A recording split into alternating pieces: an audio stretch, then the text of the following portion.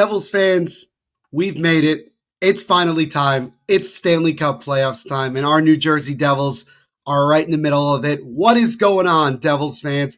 It is, as always, your host, your best friend, your confidant, your number one source, Neil Villapiano, and a welcome to another playoff edition this time of the Devil's State of Mind podcast right here on the Hockey Podcast Network, as well as Sports Wire Radio, the best place to get everything you need to know about your getting ready for the first round of the Stanley Cup Playoffs, New Jersey Devils. And as always, Devils fans, thank you so much for taking time out of your day to check this episode out and all the episodes we got going on here. And I hope you are having a fantastic day wherever you are listening to this podcast episode. Quickly, just want to shout out our two sponsors. We got DraftKings Sportsbook, and guys, with the Stanley Cup playoffs right about to begin, literally at the time of this recording, this is the best opportunity to get in on all the huge cash prizes that DraftKings has to offer. So all you have to do is sign up with our promo code THPN. You bet $5, you get $200 instantly in risk-free bets. This is an offer you can't pass up. So again, sign up on DraftKings, use our promo code THPN, and bet $5, you get $200 instantly in free bets. I think that's a pretty good deal if you ask me. And also shout out to our friends over at Tom's River Brewing, the home of Stick Toss, the official beer of the New Jersey Devils, and a great sponsor here of the Devil's State of Mind podcast. Make sure you guys go get a case of Stick Toss to get yourself ready for the first round of the Stanley Cup playoffs. So shout out to Tom's River Brewing. And again, shout out to both of our sponsors of the podcast. Ladies and gentlemen, we have two very special guests joining us here on this edition, this playoff first round edition of the Devil's State of Mind podcast. Both of these gentlemen just joined the Hockey Podcast Network a little over a week ago, and we got right into talking about getting ready and collabing and previewing this first round series against the Carolina Hurricanes. We've had a lot of history against this Hurricanes team, and we're going to add even more heading into this first round series. So it is with great pleasure that we welcome on my good friends Chris and Darren from Sound the Siren podcast. Gentlemen, welcome to the Devil's State of Mind podcast. Happy beginning of the Stanley Cup playoffs. How are you both doing today? Good, man. How are you doing, Neil? I am doing fantastic. I can't tell you how excited I am to have playoff hockey again here in New Jersey after not making it last year, and just now, really, really excited to get going here in another matchup against our Metropolitan Division foes. We're fired up too. Like, honestly, this is exactly what I think everybody kind of thought was going to happen, right? I mean, Devils, Hurricanes, I think preseason even, we were looking at the predictions preseason, and it was like, well, probably the Rangers, but then the next two are Hurricanes and Devils in some order. So this is pretty much what we were expecting right out of the chute. At least that's what we were expecting here in Carolina. Yeah. And we could say with certain, and you know what? We only got two of those three in the top three correct, as obviously the Rangers are not even in the playoffs this year. It ended up being the Washington Capitals at the top, and definitely I think one of the surprises, I think, considering how well of a year that they had in Washington. And we'll see how they do against Montreal in their first round series. Really quickly, just kind of a side NHL news note, literally just got this as we started. The Anaheim Ducks have fired Greg Cronin as their head coach. No replacement has been named. So there's our first domino of coaches getting fired. We will see what happens over the coming days and weeks. So I guess really quickly, again, we're all getting our different perspective here before we jump in. Your guys' initial thoughts of the Ducks once again going in another direction, looking for a new head coach? Well, I'll go first, Chris.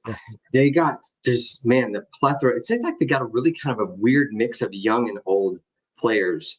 But my gosh, some of their young kids, Carlson and McTavish, I'll take any of those kids all day long. I'm just saying, if anybody's listening in Anaheim Duck world, I'll take those two guys. I think that they've struggled in goal a little bit. I think that they're, I always find it very, very weird when you have to retool.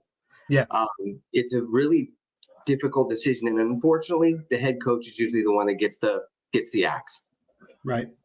Yeah, as far as the mix of talent, yeah, you're absolutely right, Darren. Like it's a young group, but there's an old guard there as well. It's a weird mix of talent. You wonder, did the general manager do right by putting together this level of this combination of talent and put the head coach in a position to succeed? That's kind of what I go back to, is like, did this group of talent have the opportunity to succeed under the coaching staff, or was there another combination of players that might have been able to do it? As far as like Darren said, the younger dudes, like give me Mason McTavish. I'll take him all day long. Like, he's awesome. Like, I would love to see him in a Carolina Hurricanes uniform. They've got a lot of younger players, and I'll say this too. Like, anytime we play the Ducks, the Canes, that is, we struggled. They seem to give us fits. So Mhm. they play hard. Uh, Maybe another voice can help, but it typically does fall on the head coach. It's unfortunate. Yeah, I mean, it doesn't fully surprise me, only because of the fact that, again, the Ducks kind of seem to be in a really weird situation in terms of trying to Mm. figure it out, Yep.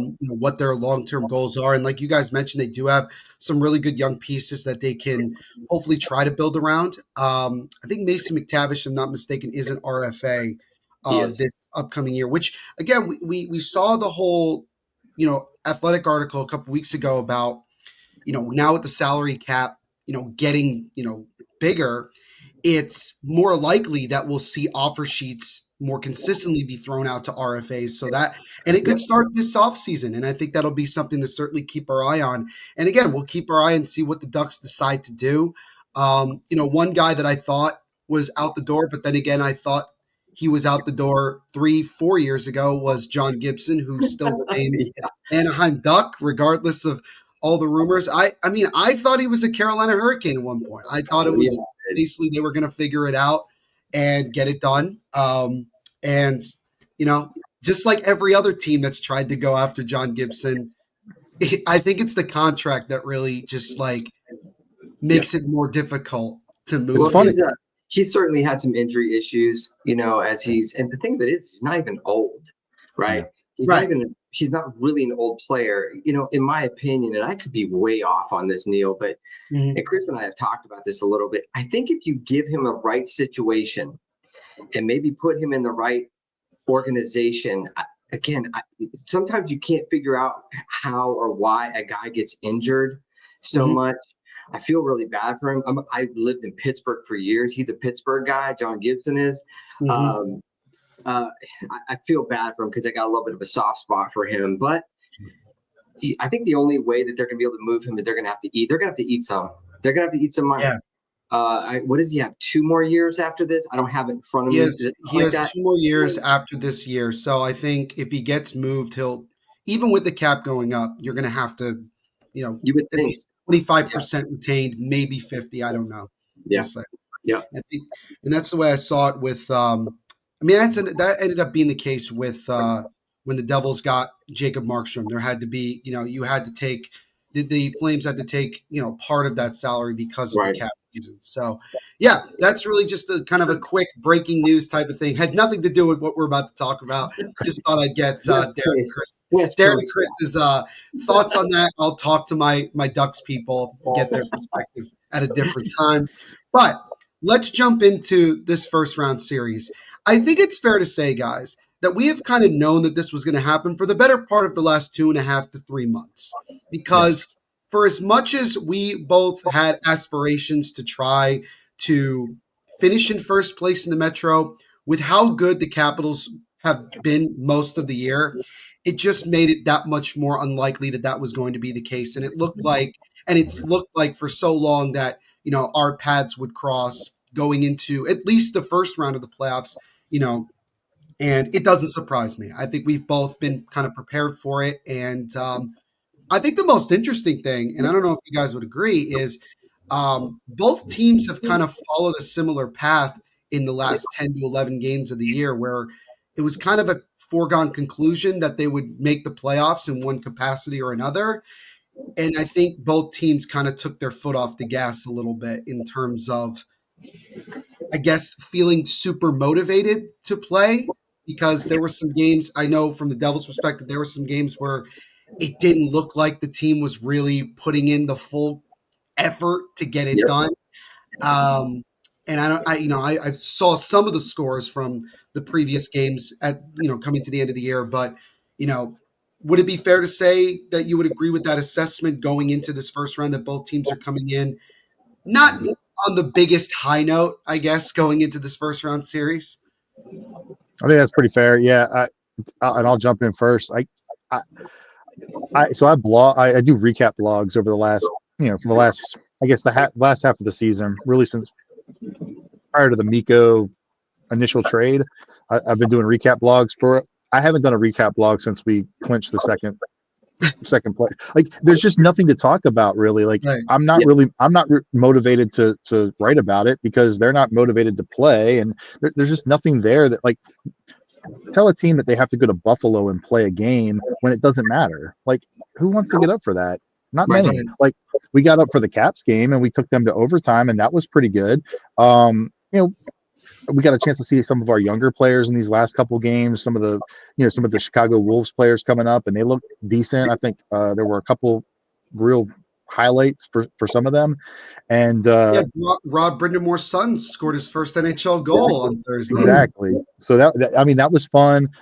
We got to see Dominic Fensori. Like, I'm in love with that kid. Like, I think he's going to be an NHL player somewhere. I don't know if it's with the Canes because we're such a deep team with the defense, but he's going to play somewhere. He's good. And then, to see Bradley Nadeau come up and, contribute in a certain way, I thought he was pretty good as well. So there's been a lot of cool things to see these last few games of the season, but overall it's just been, you're right, like, just kind of, pardon the pun, but skating into the postseason. Like, we've just been completely just kind of floating right along. Yeah, I'll pipe in here too, Neil, and kind of piggybacking off of what Chris said. We've earned the right to do that. As you play through the regular season, you guys as well, even though you guys have some probably bigger injury issues than the Hurricanes, unfortunately. Well, we're not so sorry for you guys. But I digress. That's the thing. And, there's so many people that have these arguments, like, the Columbus Blue Jacket fans. I mean, I was looking at Twitter and they were freaking out with, on the Hurricanes and saying, why didn't you push mad at you guys? That's for sure. They were mad at you guys. Hey, listen, they earned the right, the organization earned the right to rest guys. And that just comes with the territory. We knew that we had the second place spot locked. So that is what it is, and so I don't feel bad for being able to have that opportunity. The other side of that is, obviously, as a competitor, it's probably hard for guys to sit, because they'll end up getting in their own way. But at the same time, listen, this is what it's all about. If you can go into the playoffs healthy, you're already one step ahead. Especially in the case of New Jersey, you guys have lost some serious players, or I think Dougie's back, but Jack Hughes, I mean, that's a centerpiece of everything. So sure. So we'll go into the playoffs healthy as Hurricane fans, happy. Right. And I think that's a fair point. I remember Sheldon Keefe last week talking about how he kind of sees it not just in his own team, but around the league, where a lot of teams that are already in don't really have anything to play for. You're kind of like, all right, can we just, get on with this kind of thing? You just want to get to this point that we're at now, where it's now you can focus in.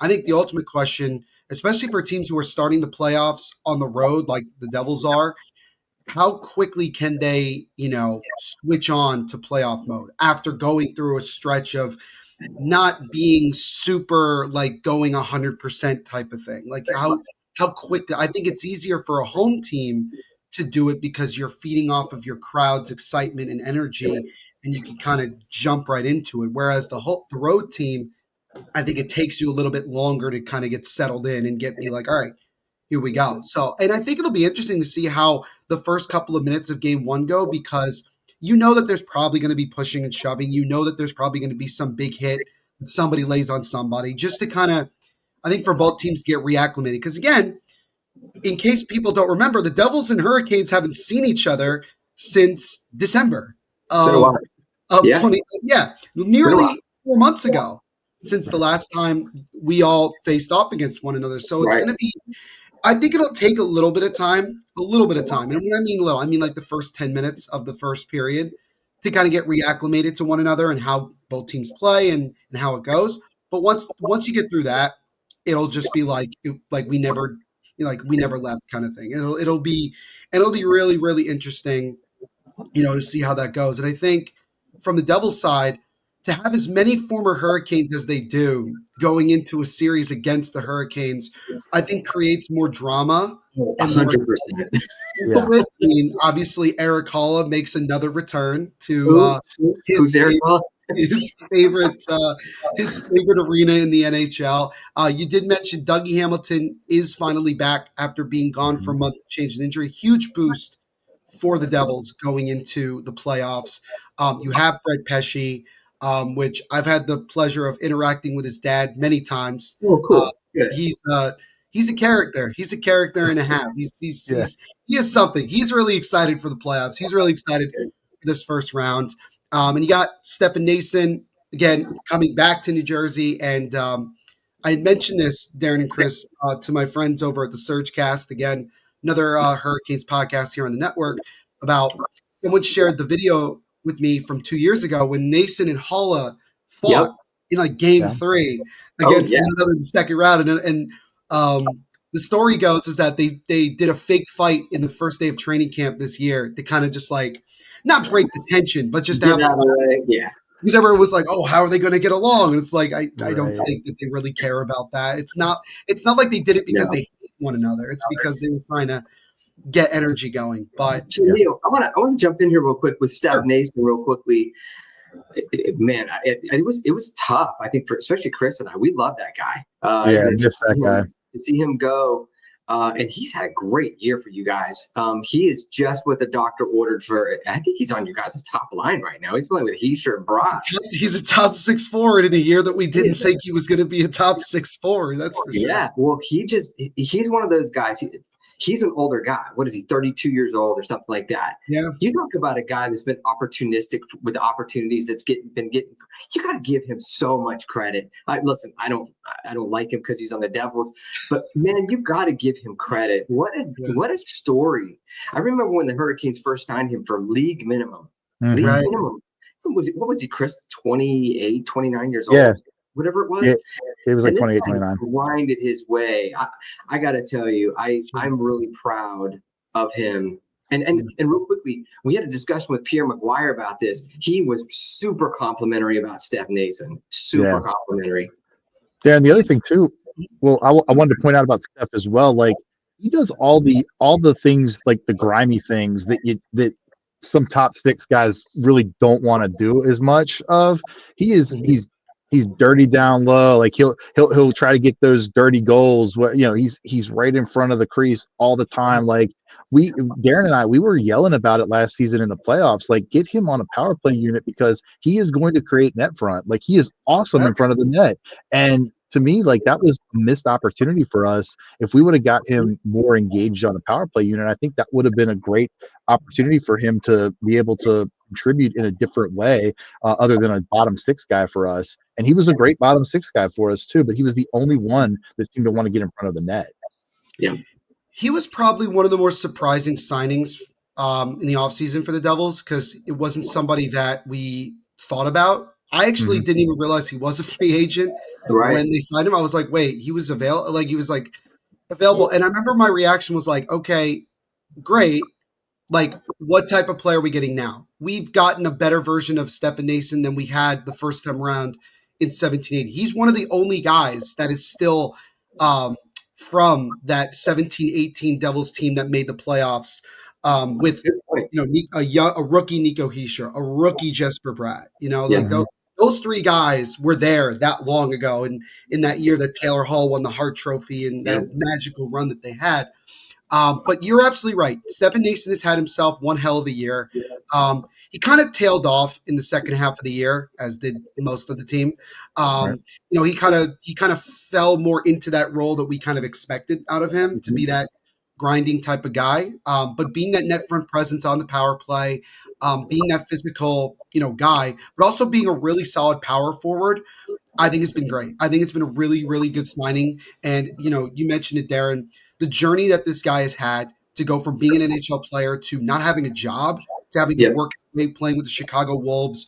I think at one point he was on the Leafs in that 2021 not run, but that year that they had where they lost in the first round to the Canadians, which Sheldon Keefe did play a part in Nason coming back to New Jersey because they have Sure.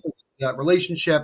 Sure. And yeah, no, it's been great, and I'm really excited to have him back in New Jersey. He was over the moon excited when the Devils called because he Yeah. loved of all the places he played other than Carolina, because I know how much he loved playing for the Hurricanes. He absolutely loved and missed playing in New Jersey in front of us, and I think that that's what's exciting. But yeah, I mean, this is going to be, I think, a really, really fun series. I think it's going to be more fun than people give it credit for because obviously we all know there's more exciting series on paper. You have the Yeah. Battle of Ontario, you have the Battle of Florida, you have Mikko Rantanen versus the Colorado Avalanche. Yeah. Like you look at it, and I think I even saw today, like on the score, ranking wise, this series between us is the least interesting series of all of them. And I think a part of that, I don't think it has much to do with the Hurricanes, if I'm being very honest. I think it has a lot more to do with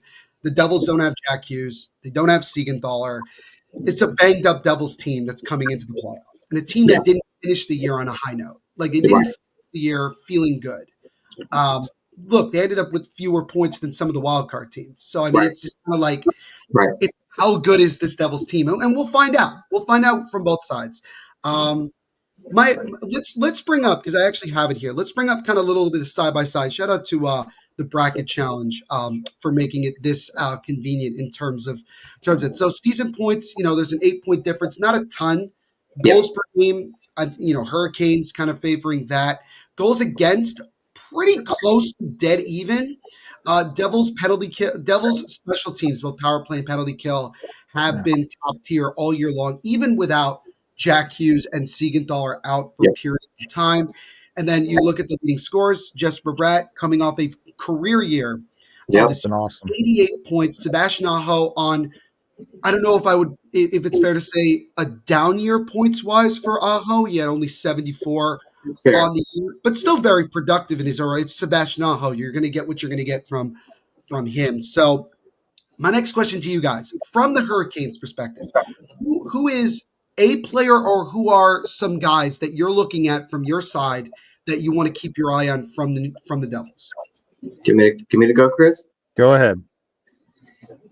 Timo Meyer. I'm really curious what kind of Timo Meyer is going to come into the playoffs. Mm-hmm. And I know you want to get our perspective for that player. The reason I'm bringing him up is, in the opposite way, Andrei Svechnikov for us. Maybe they don't exactly mirror each other, but they're both power forwards, strong young guys. Mm-hmm. If Timo Meyer can find his game, he is a bear to deal with. And he's a nightmare. But I feel like when he's checked out, you don't have to worry about him, because he ends up not being very responsible in either zone, if that's fair. So that's a guy that I'm watching. Brott he's had a really good year. Nico Hischier is one of the most underrated players in the NHL, in my opinion, as well. We love him. Yeah. Mm-hmm. And so that's the guy. That is the one specific guy that I'm looking at for New Jersey offensively, to see if he can get some footing. And if he does, I mean, he can go off for a hat trick. I mean, he when he gets hot, he gets hot. So that's who I'm picking. Yeah. Chris? I'm thinking, I'm going to probably be a little bit more vague about it, but top line to top line, I think our seeing how our top line plays against your top line and vice versa, how your top line deals with our top line, I think that's the kind of the matchup that I'm most interested in. And then the top defensive pairings, how they're going to, because from a defensive perspective, we've struggled a little bit defensively. If you base it off of past years, experiences, we've been very good defensively. Obviously, we lost a couple Pesci going the other way now with you guys, and then Brady Shea was great for us too. Replacing them with Gostisbehere and Walker, and then elevating Orlov and Chatfield. He struggled for us this year, although maybe he took a step the other night. Who knows? But I'm just curious to see the top lines and the top defensive pairings.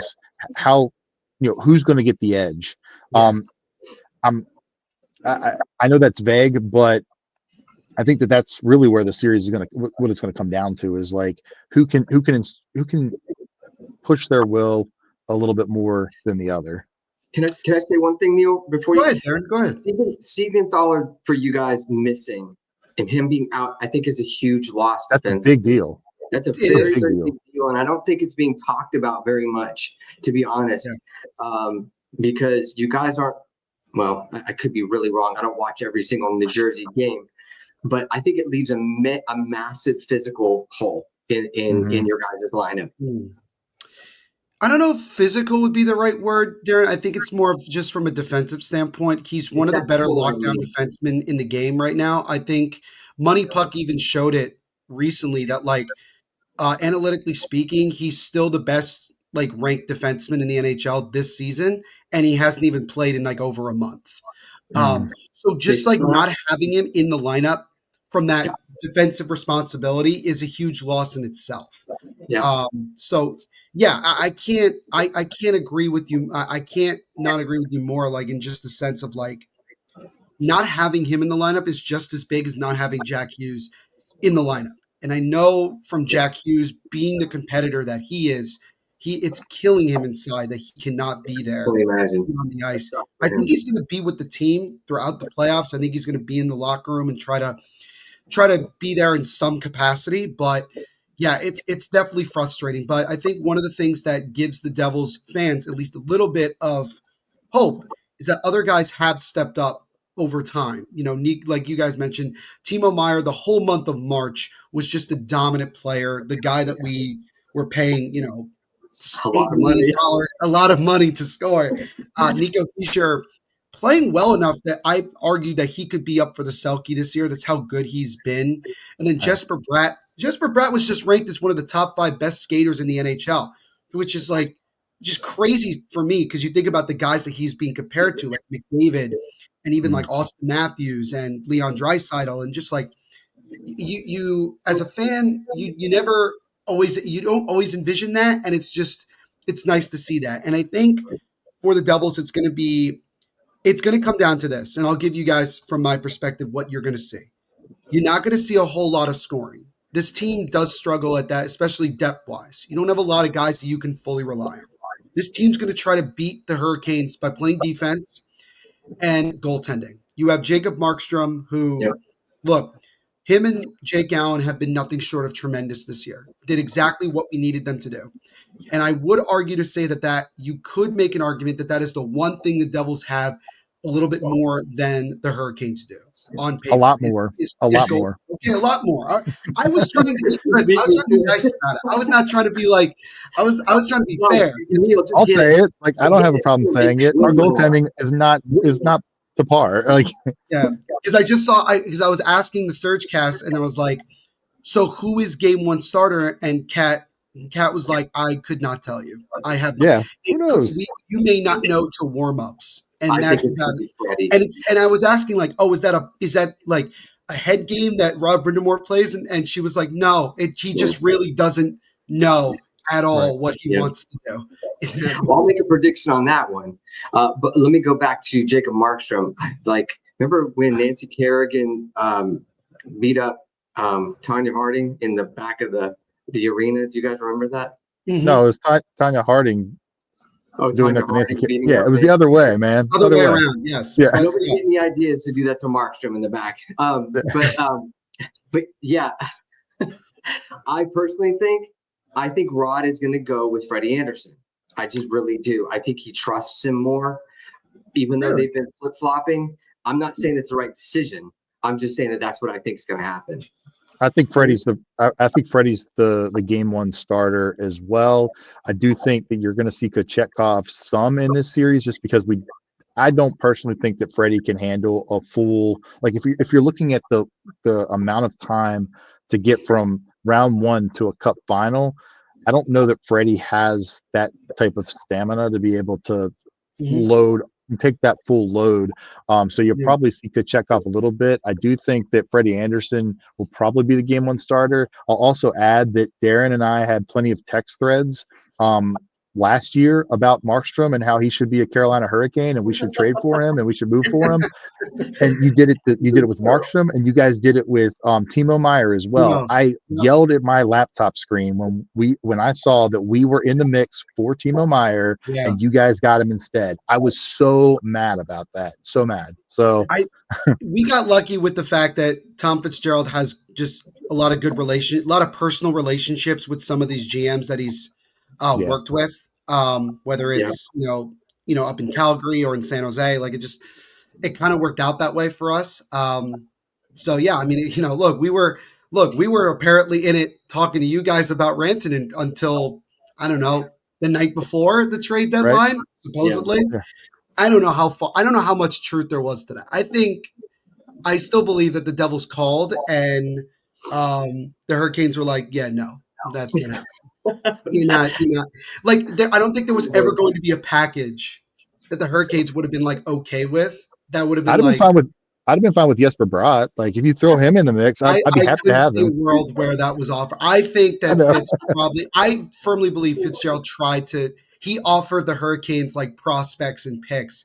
And it's just hard when you're dealing with a team that's not in the business of, we Yeah. need that. I did want to bring up one thing that actually came up not too long ago. It's from Mike Morial of NHL.com. The Hurricanes have recalled goaltender Ruslan Kazayev from Chicago That's today. Hayev. How is it? That's Hayev. Kazayev, sorry. I was He signed a practicing. 3-year ELC with Carolina last May Yeah. 1st. Is that just to have an extra body, you think? That's not really something to keep an eye Well, on? so Chris and I, we've talked about him a little bit. We actually talked with him with Nick Bass from the Kings Prospect, who does a bang up job with all the He's Kings awesome. prospects. Yeah. He is Mhm. awesome. He is. I don't know if he's 20 years old yet, but he's either 19 or 20. Ruslan is. I'm a little bit shocked that they wouldn't bring up Spencer Martin with this, but Mm. at the same time, I know that the Wolves are getting ready also for their own playoffs Yeah. as Right. well. And so this may be one of those things where he's just coming up to just quote unquote be a sponge. I don't know. I don't think he's going to see an NHL game for No. 2 years. Fair enough. He that's my opinion. I think he's got great size, he's got great lateral movement, but he's He's just still not pretty there raw. yet. He's just He's not still pretty there. raw. Yeah. Okay. Yeah. I saw that and I was like, what is the significance behind this Yeah. kind of thing? So, um, speaking of Russians, I think we have to address the elephant in the room. I'm probably going to say his last name wrong because I already Nikishin. said it wrong earlier. You know what? I'm not even. I'm gonna let you guys actually Oh, say his name. Nikishin? I'm scared to say it wrong. Nikishin? Nikishin, right? Yeah, Yeah. yeah. Nikishin. He came over to Carolina, I believe, yesterday, Hmm. and had the famous quote of "I know hockey," which was hilarious. And I think I saw the clip of Brindamore talking to him and being Yes. like, "I guess you don't know English," like he was trying to have a conversation. But he seems like just like a happy-go-lucky kind of kid who's had a lot of experience playing against grown men playing in the KHL. Um, the big question that Devils fans want to know is there a world where we are going to see this kid play at any point in the series, or is he just here, kind of like the Russian goaltender you just mentioned, to kind of just soak it all in? I can go, Chris, if you want. I'll be happy to address this. I Yeah. don't think that there is a world where we see him play, and there's a couple reasons why. For starters, we have our six defensemen. They've played as pairs all season together. Mhm. To insert somebody new that you don't necessarily know, defensive pairings are a little bit of a different breed than say a winger moving up and down, to the different lines. You have a certain amount of trust that you have to develop with them over time. So that part there. Now, if we have a couple injuries, maybe, yeah, obviously, like he's Yeah, an extra defenseman. We're probably gonna have to insert him at that point. you have to. Yeah, The other side to it is he's coming over from the KHL. And yes, he's played against a lot of grown men, but he has not played the same style of game that we played. I'll give some examples. Dmitry Orlov is a good example. He came over a couple of years ago, and the first 25 games of the season, I didn't think he knew how to skate and play defense anymore because he was trying to figure out how we played the game. Now, to his credit, he figured it out. He had a great second half of the season, but it takes some time. Brent sure. Burns was the same way. He came over from San Jose 3 years ago, and the first 20 games of the season, I'm like, what did we do? Why did we give up players to get this guy in here? Like Brent Yeah, Burns is Brent Burns. He's awesome. And he's played it for a long time and he knows defense, but it took him 20 to 25 games. If memory serves, the max amount of games you can play in the Stanley Cup playoffs is 28.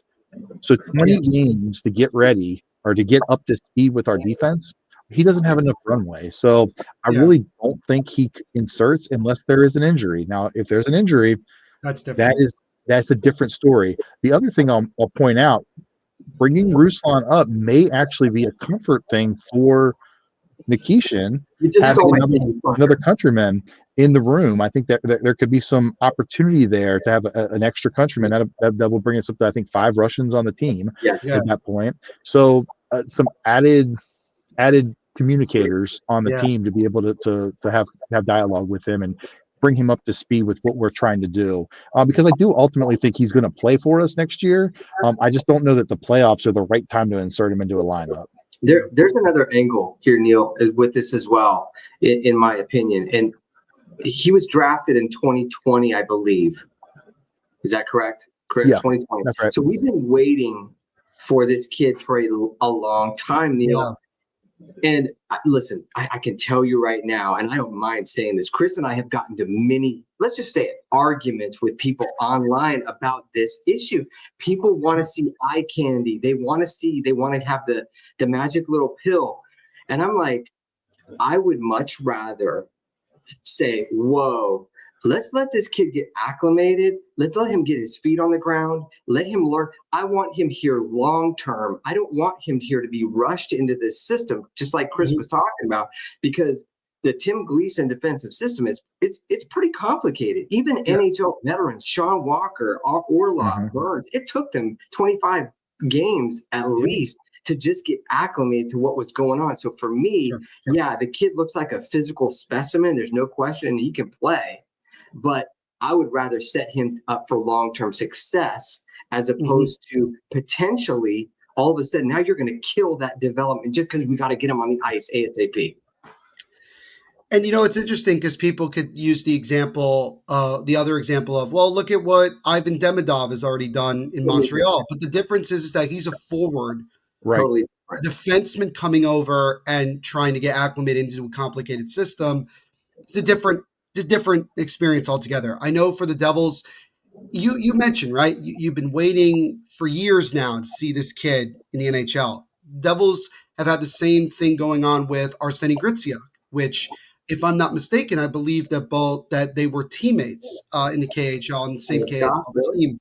Yeah, they believe they were on the same team. So it was kind of like the question for a lot of Devils fans was, well, why can't we just throw him into the lineup now? And it's like, well, here's the thing. Number one, you'd have to sign him to a 1-year ELC that ends at the end of the season. There is no point in him playing 7 games or however long Right. and then being a free agent and being like, well, he may not get any sort of decent money or offers from anybody because he's still an unknown. The other thing is that you don't want to throw somebody right into it when you have guys who have been playing together all year long. Right. You just want these guys to soak in everything. And I think that's what I agree that's what I think the Hurricanes will end up doing, unless, Chris, as you mentioned, Yeah. there's like a massive injury or two that needs to be. But Yeah. as we know at this point in the year in the playoffs, unless it's something super severe, these guys are going to play through it anyway. Oh You yeah. know, they're gonna get through it. So it's And look at Neil also too. Look at guys that are NHL coaches, guys like Brendan Moore or Sheldon Keefe. These guys are not stupid. You know, they're not idiots. They're NHL coaches for a reason. They yeah, know what's going on. That's yeah, why, again, I'm not afraid to say it. These children that are on social media that don't have the critical thinking skills to say, mhm, wait a minute, think about this before we just chuck this kid on the ice. It's yeah, not good unless there's an injury. We said that before. It's not right. smart. It's just not smart. Yeah. And I So think it's funny because, like, you know, we all look, all the young people want to be junior GMs on a daily basis Oh yeah. on maybe social media. I'll do it. I see it all the time. But yeah, no, there's going to be a lot of, there was definitely a lot of intrigue when it was first brought up that he was coming over to, you know, Carolina. And we were wondering, are we going to see this kid? Are we not? But it looks like more likely we're going to see guys that we've already seen. I will say, kind of going back a little bit because we were talking about it, the one of the guys that actually stands out to me that I think could cause issues for the Devils is actually Jordan Martinook because he caused a lot of problems the last time we played Carolina in the playoffs. That big physical power forward that is not afraid to mix it up. The question is for the Devils is that are they going to allow him to get under their skin? Are they going to push back? Are they going to just ignore him and try to play? But I will say that the guy that stands out to me offensively, which may come as a surprise to some people, that I am very curious about is Logan Stankoven Mhm. because it's he is the most unknown in terms of what the Devils have seen. They didn't see him at all while playing for the Hurricanes. And fun fact, they didn't see him at all in the two times they played the Dallas Stars. It's because So, you literally can't see him. right. He's that small. He's that, but he's effective. And he came Yeah. into Carolina through the Mikko Rantanen trade. And look, we don't have to get into that. It's old news at Oh, this we point. can. I mean, we can, but what's the I don't sense in want to doing talk about it anymore. Come on Chris, now, let's move look, on. Chris doesn't want to talk about it. Cat from Surge Cat don't want to talk about it. I'm not bringing it up, and I'm not. We call it a half a page. We call it. It wasn't a book. It wasn't a chapter. It was barely a quarter of a page in the It was Miko barely a Rantanen quarter of a page, right? saga. Exactly, and I think, and so for all this, it's just like for Stankoven, I just find him to be this small, gritty forward that the Devils are going to have issues figuring out, at least at first. Seth Jarvis is another one who I absolutely love as a player. Yeah, I hope he becomes a broadcaster when he's done playing because I think he'll be that we all do. entertaining. Yeah, His reaction to if he would be a GM was about the most honest that that a was forward funny. that a player could be. But look, I think the number one thing for me is the system that you guys play. You play it to a T. There's no debating that, in my opinion. The only way that the Devils can win this series, if they can, is to find the small, maybe lapses that could happen throughout the series where you make one little mistake and we take advantage of it, kind of thing. Sure. But I think you can't look at the series from the Devils' perspective without saying if Jacob Markstrom is on his A game, we have a much better chance of pulling off an upset.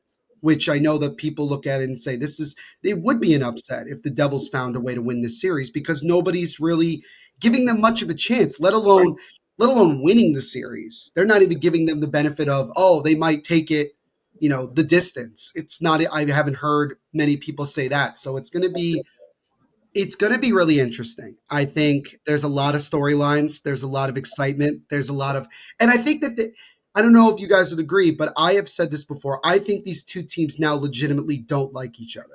I don't think that there's I think that they've developed that, especially with guys on both sides.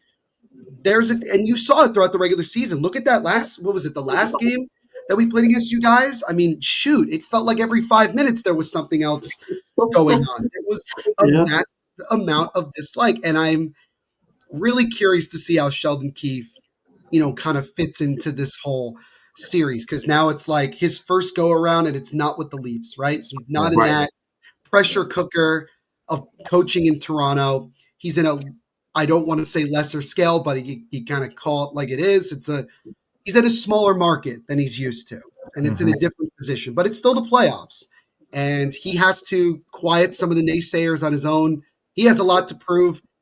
both teams have a lot to prove. I don't think there's any question about it. And I don't know if you guys are familiar with the infamous YouTuber named Urinating Tree, or UT as I call him. I don't know if you've ever heard of him, but he I'm did gonna look at it. you got to look him up. He's great. He did a preview of the playoffs yesterday. Came out on YouTube, and he talked about the hurricane. He had a hurricane segment, and he said that it needs to be cup or bust, or it's pretty close to cup or bust for the Hurricanes. Do you agree with that, or do you think that that's unrealistic? Or what is the pressure like in Carolina going into the playoffs, especially with the way how things ended last year Yep. against the Rangers? I'll go first because I know Chris has a lot to say about this too. First of all, that is an extremely loaded question. We could unpack that. We've heard that too. It's interesting, Neil, because if you go back, and I know that you probably haven't watched when we've only been around for about 8 months, but when the season started, I was of the opinion at that time that I felt like the Hurricanes were on the bubble. I thought they were going to be a playoff bubble team because of who we lost: Brady Shea, Brett Pesce, Steph Nason. Don't forget Teuvo Teravainen, and of course Jay Gensel. Okay, so those I think Teravainen quietly left. It was real quiet, and he was a very, very effective player for the Hurricane. I like Turbo. I liked his game. I thought he was a good player. Consistent 60-point guy. Consistent, always. But of course, that's a lot to unpack. I personally don't think that's the case where you say it's cup or bust. And because I actually have heard that, because we have a lot of young players here. We have a young pool of talent. And a lot of people would say, oh, this is a referendum on analytics because the Hurricanes are a very analytically based organization. That's cool. But our system, even though, we haven't made a cup final yet in 7 years since Rod Brindamore has been the head coach, I think that our cup window, to be honest with you, is just opening. And that's just my opinion. So. I adamantly disagree with cup or bust. I do not think this is a cup or bust year for us. This was a retool year for us. We, as Darren mentioned, we lost a lot of key players. I mean, when you lose that kind of those kind of players, and you add, and this is not disparaging any of these players because all of them have been awesome, but you replace a Jake Gensel with a rookie Jackson Blake on the top line. You replace Teuvo Teravainen with Jack Roslovic. I mean, those are down in the grand scheme of things. Those are downgrades, right? And you replace we talked about the defensemen we lost, and we replaced them with Walker and Gostisbehere. All of them have fit in well. Will Carrier has fit in very well with our team. Same with Eric Robinson. They fit like gloves. But we looked at this coming into the season. I thought we had a top 3 Metro roster, but I thought that it was a retool year, and this is the start of the opening of a cup window for us now. The first 6 or 7 years was all about setting tone in the culture. Last year was a chance to maybe make a deeper run. It didn't work out that way. But when you look at that roster that we had last year and the roster that we have this year, completely different animals.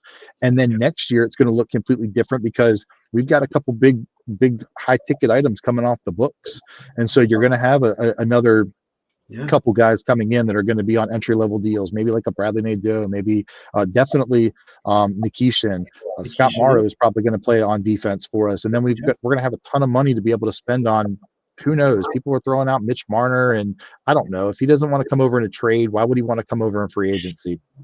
Who knows, right? That was actually the most interesting storyline of the aftermath of the trade deadline. Yeah, I agree. Like I was, and people were like, well, he'll come over in the off season because he doesn't have to uproot his. I'm like, if he doesn't want to come over and learn the system now, why would he want to come over and learn the system in free agency? It doesn't make any sense. So, I don't buy that he's coming, but Nick Ehlers might. Sam Bennett might. We might make a trade that brings in a couple high-profile guys. We don't know what's going to happen. There's plenty of different maneuvers that we can make to do some things. But again, we're in the retool year this year, and next year is probably the time where we're going to be looking at it saying, "Holy cow! Look at this roster. This thing is loaded for bear for the next 5 years." The Hurricanes are desperate for a second center. Yeah. We're not strong down the center of the ice. Sebastian Aho is a very good player. I don't consider him to be great. And then you got Jordan Stahl as your third line center. He's an old man at this point. And then He's effective, though. He's he is effective. good. He's good. effective. Good wages. And then Very Mark effective. Jankowski or Sproslov as your 4C. Okay, you can take and live with that. But for me, the biggest need going into the offseason is the second line center.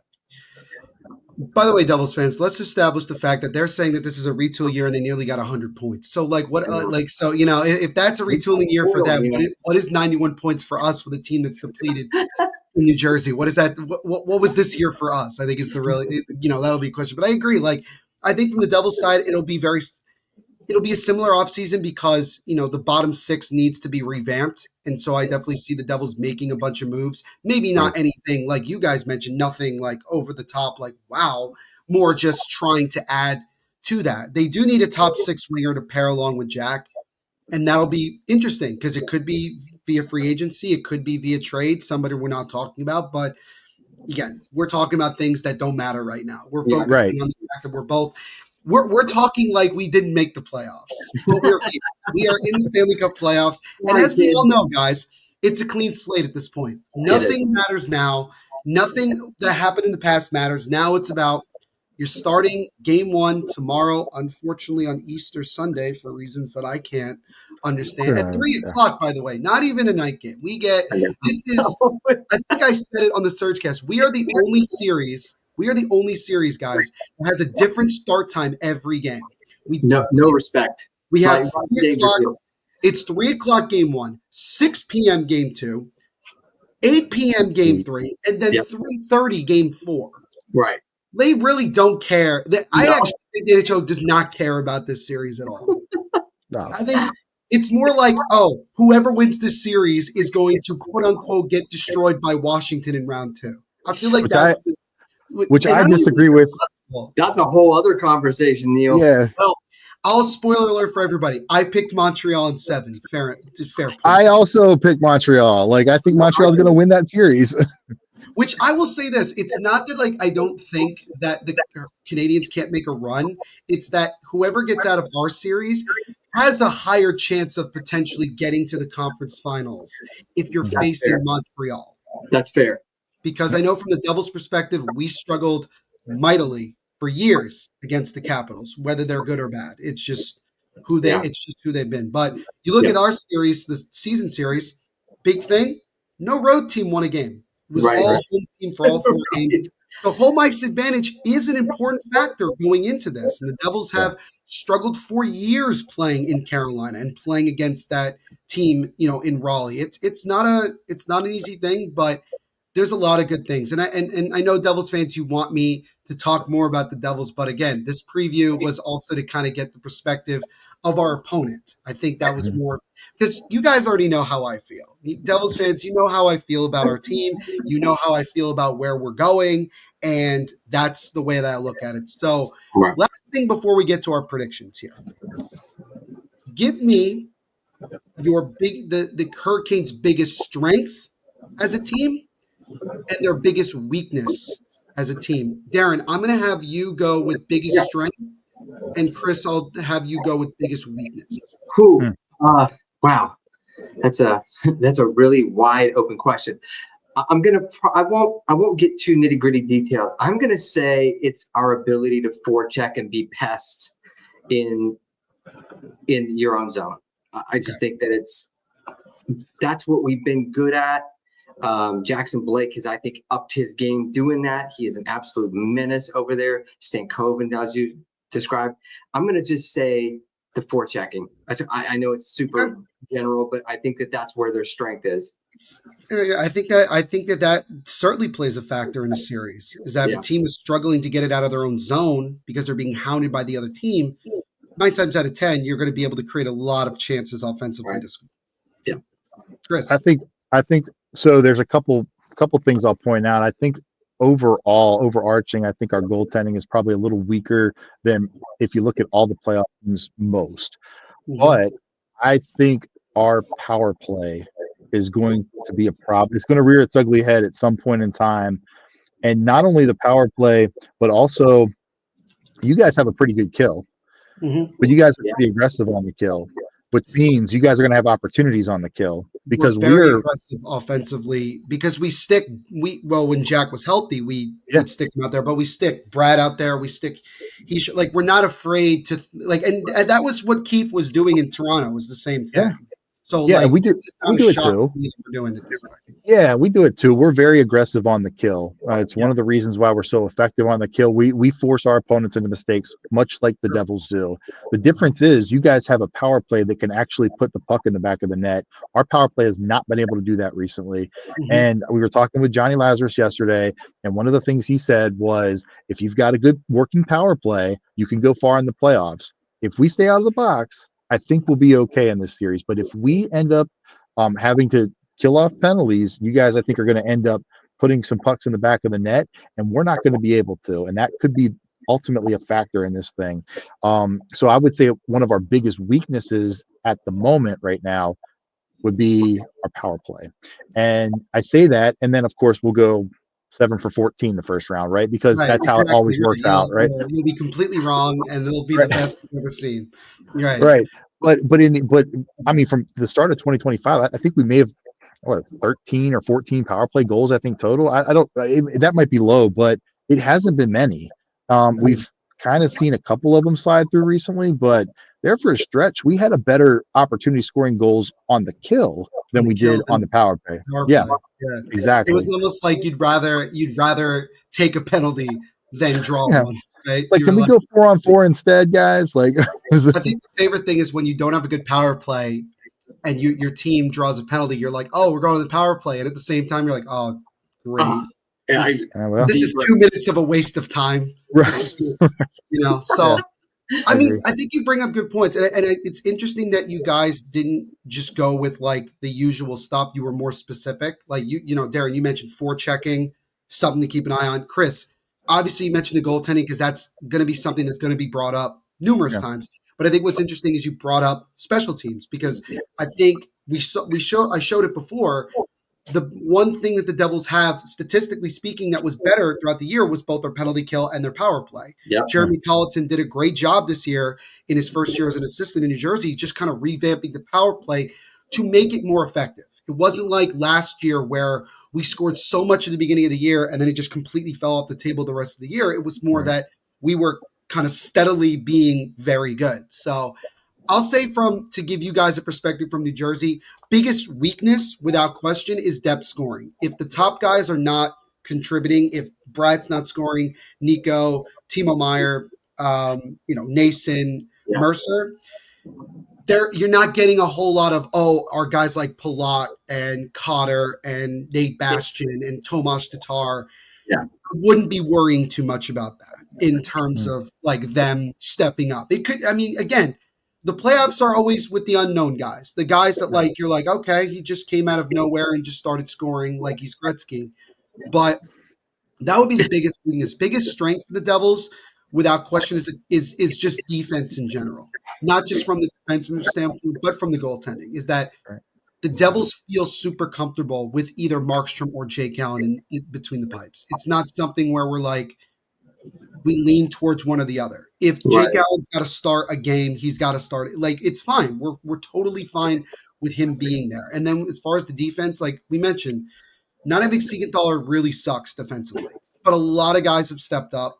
Adding Dougie Hamilton back for the power play specifically is a massive boost to this team. But you have other guys that have stepped up. Luke Hughes has taken a massive step defensively. He's so good. Becoming super reliable. Brett Pesce, I have not said one negative thing about Brett Pesce all year long. He's been that solid. He just doesn't do anything wrong back there. He just kind of he's so calm back there. Nothing bugs him. He just will flip the puck out, and not even like no icing, no delay game. He'll just flip it out responsibly. You have other guys like Brendan Dillon, who is more of the physical type, not the best defensively, but he'll try to hit somebody. Someone's going to get hit, whether legally or not. They're going to get, and I think that's the one thing. I think that's the one thing you'll see from the Devils is that they'll try to be physical. I don't know how much they'll go after it, but I think that they want to try to send a message that they're not just going to get pushed around like they did 2 years ago. Because I think that was really what was a difference, is that it felt like physically the Devils were being absolutely pushed around by Carolina, and understandably so. That's fair. But Darren, you brought up Timo Meyer, and I'm so glad that you did, because he is my X factor for New Jersey going into this series. Because, and I'll use a baseball reference for the local New York, New Jersey sports fans. When Giancarlo Stanton is really good, like in the playoffs for the Yankees, the rest of the team is following him. As shocking as that might sound to some people, he starts hitting bombs and start hitting, being clutch. The rest of the team is doing the same thing.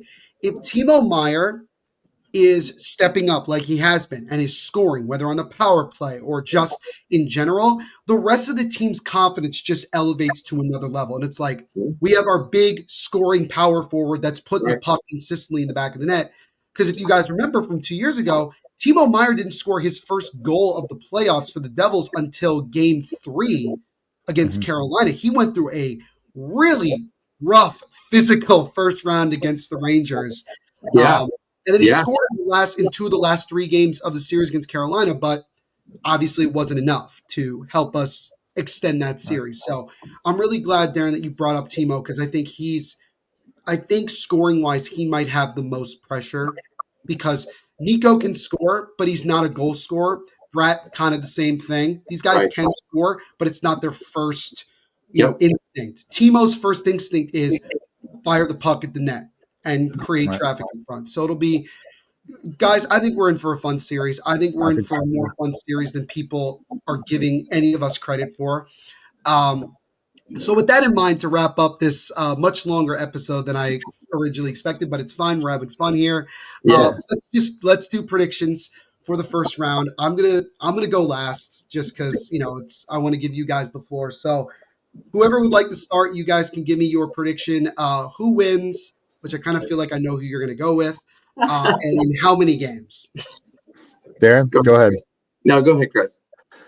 Well, I said it. I said it yesterday. I think this series either goes 5 or 7, because I don't think the Hurricanes will win a game 6 on the road. I would predict the Canes to win it in either 5 or 7. I know that's kind of, I don't know, it's a little bit of a vague answer, but if you put me on the spot, I'd probably say Canes in 5.